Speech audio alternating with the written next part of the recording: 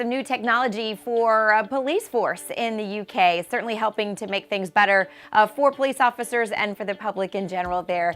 Daphne Leprince-Ringuet is here with us for ZDNet to talk a little bit more about this. So tell us what this new feature is and how it's going to help, Daphne. Well, Motorola here in the UK is already one of the main providers of new technology for the police force.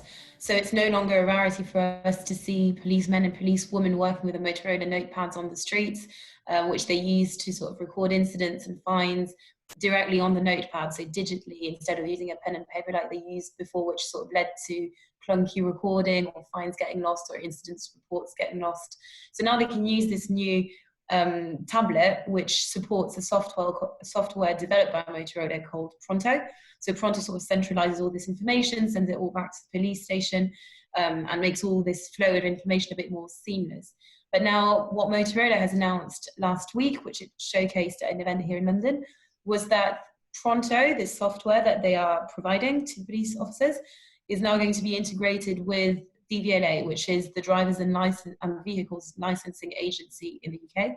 So the organisation that manages all the photographic records and all the records and all the information about drivers here in the UK. So what this means is that the Pronto tablets will now be directly connected to the database held by DVLA, which will let officers use photographic evidence to identify members of the public. So that will let them validate or verify that the person standing in front of them is not lying about their identity by sort of cross-checking back with photographic evidence from DVLA. So Motorola has been trialing this new method in parts of England, and it's been quite conclusive, it's been quite successful. According to Motorola, prior to using the technology, it would take up to 16 minutes to identify someone, and using the technology, if the person is a driver and has a record with DVLA, it takes less than 5 minutes. So certainly a very successful trial, a very promising one, and that could have many applications to the police workforce to make their jobs more efficient and more seamless. Yeah, Daphne, so many benefits really for them to be able to move through this digital transformation. And it's good because police in general really do lag behind in terms of having good technology at their fingertips. Yes, absolutely. As you said, the police in the UK and elsewhere in the world as well is lagging behind in terms of digitization. Here in 2015, so a few years ago now, a new plan was launched, a 10-year plan called the UK Digital Policing Vision, which established that the police force really needed new technologies to move forward. And what it identified as one of the main issues in the police force, which is also applicable to other forces in the world, is that there is a real lack of communication between different departments within the police force. So when there's obviously a lot of information that's gathered by policemen and policewomen every day, but they will record this information in different systems, different files, different departments, different divisions, and there's very little interoperability between these departments.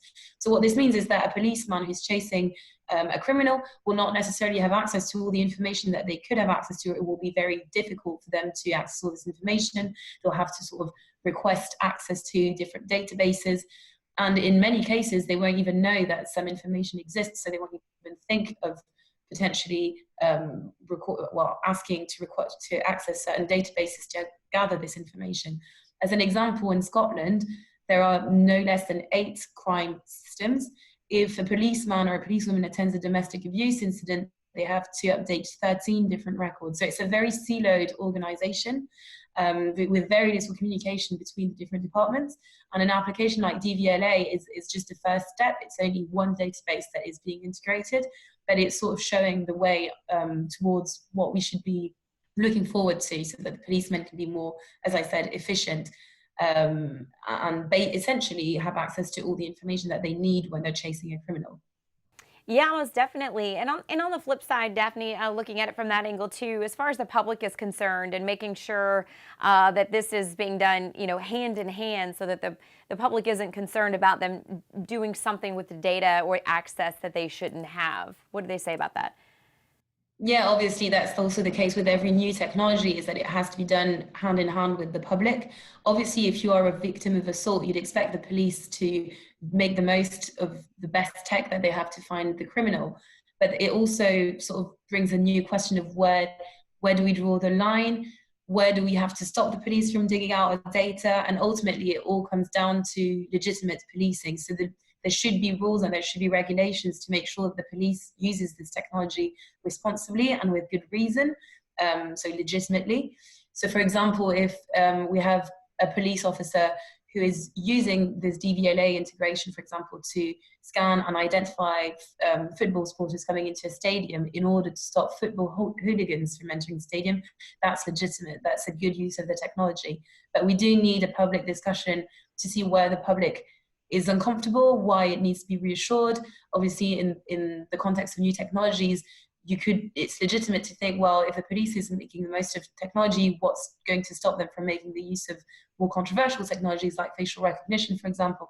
So there needs to be a public debate about this to make sure that the police officers deploy this technology responsibly and in a way that the public is supportive of. Yeah, most definitely. All right, Daphne. Well, we appreciate your insight on this. And if you want to learn more about Daphne's article, make sure you check that out and much more on ZDNet. Thanks for watching.